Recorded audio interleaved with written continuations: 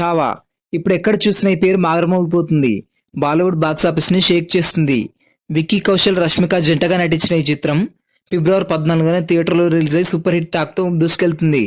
ఛత్రపతి శివాజీ కుమారుడు శంభాజీ జీవిత కథ ఆధారంగా రియల్ స్టోరీని బేస్ చేసుకుని డైరెక్టర్ లక్ష్మణ్ ఉట్టేకర్ ఈ చిత్రాన్ని తెరకెక్కించారు.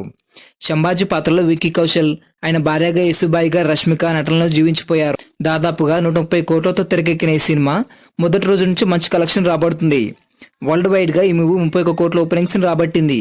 ఈ సంవత్సరం బాలీవుడ్ లో బిగ్గెస్ట్ ఓపెనింగ్ ని సొంతం చేసుకున్న చిత్రంగా చావా నిలిచింది. అంతేకాకుండా విక్కీ కౌశల్ కెరీర్ లో తొలి రోజు అత్యధిక వసూలు సాధించిన చిత్రంగా కూడా చావానే రికార్డు కొట్టేసింది. అయితే ఇంత మంచి సినిమా కేవలం హిందీలో మాత్రమే రిలీజ్ అయింది. అదే అందరికీ నచ్చట్లేదు. ఎందుకంటే ఈ మూవీ కోసం మన భారతదేశం మొత్తం ఎంతో ఆసక్తిగా ఎదురుచూస్తుంది. ఈ సినిమా కోసం ఇతర భాషల వాళ్ళు, ఇతర రాష్ట్రాల వాళ్ళు కూడా మాట్లాడుకుంటున్నారు. మరో ముఖ్యంగా మన తెలుగు వాళ్ళు ఈ మూవీ కోసం ఎక్కువగా వెయిట్ చేస్తున్నారు. ఈ సినిమాని తెలుగులో ఎందుకు రిలీజ్ చేయలేదంటూ పోస్టులు పెడుతున్నారు. బాలీవుడ్ నుంచి చాలా మంది ఏవేవో పనికిరాని సినిమాలు కూడా పాన్ ఇండియా భాషలో రిలీజ్ చేస్తున్నారు. ఇది ఎందుకు రిలీజ్ చేయలేదని కోపంగా ఉన్నారు. చావా మూవీ గనక పాన్ ఇండియా లెవెల్లో రిలీజ్ అయి ఉంటే భారతదేశం మొత్తం ఈ సినిమాకు బ్రహ్మరథం పట్టేవారు. మొదటి రోజే 100 కోట్లకు పైగా కలెక్షన్ రాబట్టేది. పైగా ఇది అందరి గుండెలో నిలిచిపోయిన సామ్రాట్ శివాజీ మహారాజ్ గారి కొడుకు జీవిత చరిత్ర. ఇలా మన చరిత్రను తెలిపే సినిమాలు అన్ని భాషల్లో రిలీజ్ చేయాలని కోరుకుంటున్నారు. మేకర్స్ మాత్రం ఇలాంటి చిత్రాన్ని పెట్టుకుని కూడా మంచి ఛాన్స్ మిస్ చేసుకున్నారు.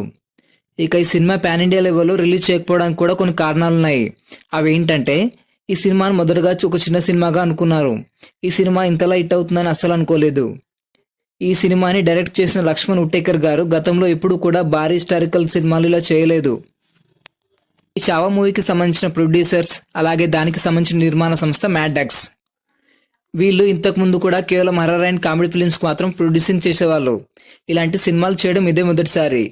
వాళ్ళు ప్రొడ్యూస్ చేసిన horror and comedy genre films కేవలం లోకల్కి పరిమితమై బాలీవుడ్లోనే రిలీజ్ అయ్యేవి. అదే తరహాలో ఈ మూవీని కూడా హిందీకే పరిమితమై రిలీజ్ చేశారు. ఒకవేళ ఇది పాన్ ఇండియా అయ్యి ఉంటే గనక వాళ్ళకి లాభాల పంట పండేది, ఎక్కువ మొత్తంలో లాభాలు తెచ్చేది. ఇక ఇది ఆల్రెడీ రిలీజ్ అయిపోయింది కాబట్టి ఇప్పుడు ఇతర భాషల్లో రిలీజ్ ఇప్పట్లో చూడలేము.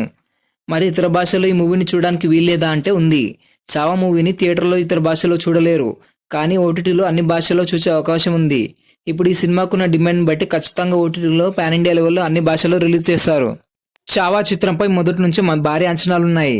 ఈ అంచనాలు ట్రైలర్ రిలీజ్ తర్వాత మరింతగా పెరిగాయి.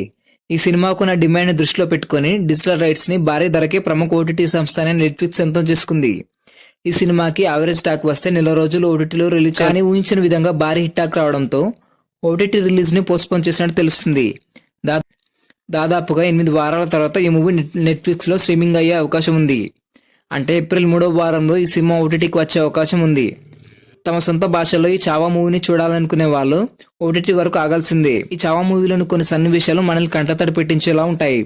ఛత్రపతి శివాజీ మరణం తర్వాత మరాఠా సామ్రాజ్యంపై మొఘల్ చక్రవర్తి ఔరంగజేబ్ కన్నేస్తాడు.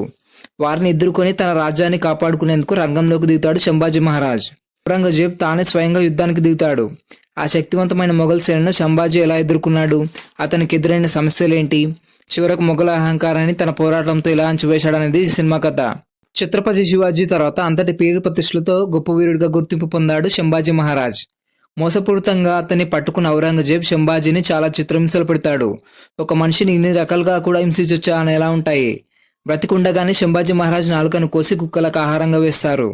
అతని చర్మాన్ని మొత్తం వలిచేస్తారు.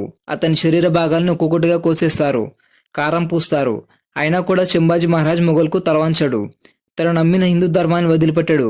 దీంతో ఔరంగజేబ్కి మరింతగా మండిపోయి శంభాజీ తలని, శరీర భాగాలను ముక్కలు ముక్కలుగా కోసి నదిలో పారేస్తాడు. అలాంటి గొప్ప వీరుడి కథని అందరూ ఖచ్చితంగా తెలుసుకోవాలి. ఇలాంటి చరిత్రను మన పుస్తకాల్లో కూడా లేకుండా మాయం చేశారు. ఇలా పుస్తకాలకు దూరం చేసిన చరిత్రను కనీసం సినిమాల ద్వారా అయినా తెలుసుకోండి. జై శివాజీ, జై భవానీ.